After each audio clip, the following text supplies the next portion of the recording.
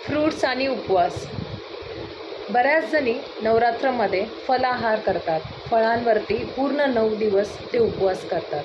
तर आज आपण पाहूया की खरंच फळांमध्ये तेवढा आपण ते उपवास केला पाहिजे का, तेवढी ताकद असते का की आपण 9 दिवस आपली एनर्जी सस्टेन करू शकणार. आणि दुसरी गोष्ट, आपण फळं कशा पद्धतीने व कुठली खाल्ली पाहिजे. सर्वात महत्त्वाचं पहिला घटक म्हणजे फळांवरती आपण उपवास करू शकतो का, तर नक्कीच करू शकतो. पण ह्याला थोडे आपल्या बॉडीला सवय द्यावी लागते. स्लोली कुठेतरी आपल्याला ह्या गोष्टी ॲडॅप्ट करून चालाव्या लागतात. फळावरती उपवास करताना त्याचे अनेक फायदे आहेत. फळांमध्ये जे लो कॅलरीज आणि हाय फायबर्स प्लस विटॅमिन्स मिनरल्सची जी अत्याधिक मात्रा भेटते, त्याच्यामध्ये आपल्या बॉडीला फक्त क्लिन्झिंग होत नाही, त्यासोबतच डिटॉक्सिफिकेशन व्हायला खूप मदत होते. सोबतच विटॅमिन्स आणि मिनरल्स हे नैसर्गिकरित्या असल्यामुळे, सोबतच लो शुगर त्याच्यामध्ये असल्यामुळे आपल्याला ती एनर्जी पुरेशी असते.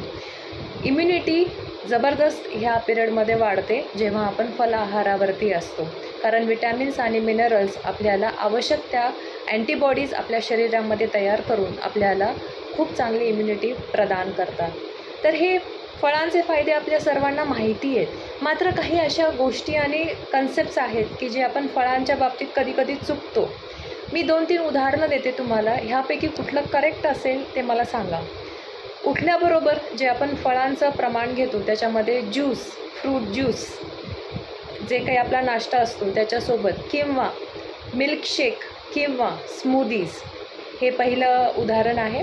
दुसरं एक एक्झाम्पल घेऊया की उपवास केल्यानंतर म्हणजे दुपारचं काही खाल्ल्यानंतर, साबुदाणा असो, भगर असो, जे काही तुम्ही खाता आफ्टरनूनला, त्याच्यानंतर दूध शिखरण किंवा बनाना मिल्कशेक, इव्हनिंगला कस्टर्ड फ्रूट चाट किंवा मिक्स फ्रूट चाट किंवा मिक्स फ्रूट बास्केट विथ दही.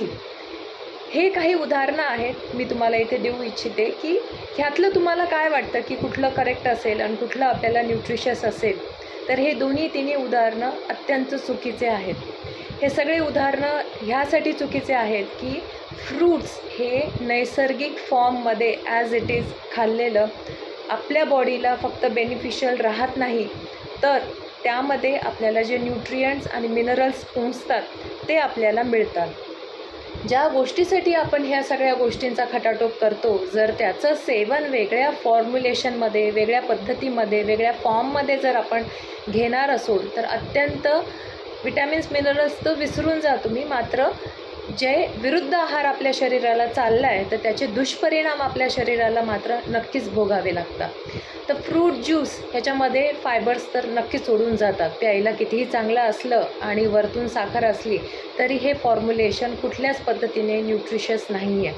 स्मूदीज, मिल्कशेकचा हा असा कन्सेप्ट आहे की दूध हे घटक फक्त आयसोलेशनमध्ये घेतलेलं कधीही चांगलं राहतं. आयुर्वेदामध्ये दुधाला ॲज इट इज घेण्यास सांगितलेले आहे, तसेच फळांनासुद्धा ॲज इट इज घेण्यास सांगितलेले आहे. दुधामध्ये खूप झालं केसर, खूप झालं तर चिमूटभर त्यापेक्षाही कमी हळद तेवढी अलाउड आहे.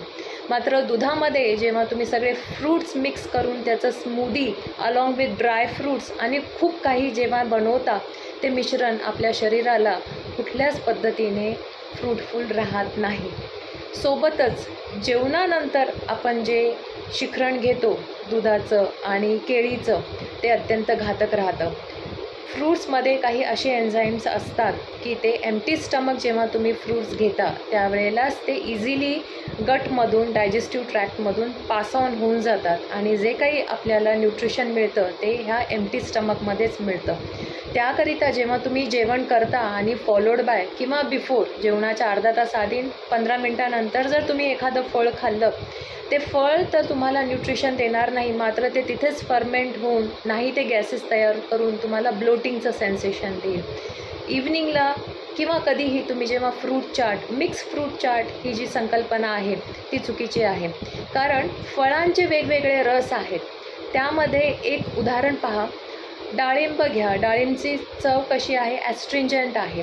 सोबतच आवळा घ्या, एक ॲस्ट्रिंजंट फ्लेवर आहे त्याला. त्याच्यासोबत तुम्ही काय घेऊ शकणार, तर एक ॲपल घेऊ शकता जे की तेवढा पिकलेला नसतो.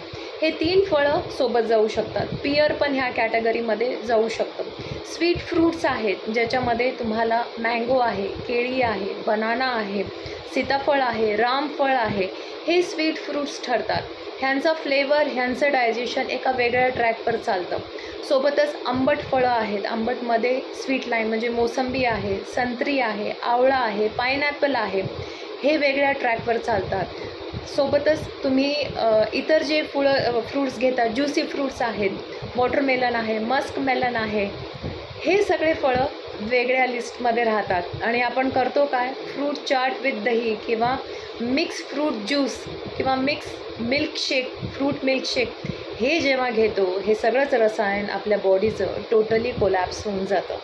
तर बेसिक प्रिन्सिपल काय आहे, पहिला फ्रूट ॲज इट इज घेणं, एकच चवीचं एकच फळ एका वेळेला घेणं, शक्यतोवर ते उपाशीपोटी घेणं. सकाळी तुम्ही उठता त्याच्या 1.5-2 तासानंतर पहिलं फ्रूट तुम्ही घेतलं, एक ॲपल घेतलं किंवा डाळिंब घेतलं, चालतं. जेवणाच्या अंतरामध्ये जेव्हा तुम्ही दुपारच्या थोड्या एम्प्टी स्टमकमध्ये एक फ्रूट घेता, ज्युसी फ्रूट घेता किंवा स्वीट फ्रूट घेता, दॅट इज गुड. भर दुपारी जर तुम्ही फल आहार करत असाल तर कुठलंही स्वीट फळ म्हणजे केळी म्हणा, पपई म्हणा, सीताफळ म्हणा, हे घेतलेलं कधीही बेटर, जी तुम्हाला दिवसभरासाठी एनर्जी देईल. फळांचे उपयोग आपल्या सर्वांना माहिती आहेत, मात्र फळ कोणत्या पद्धतीत व कोणासोबत खावे नाही खावे ह्यासाठीचा हा छोटासा व्हिडिओ मी शेअर केलेला आहे.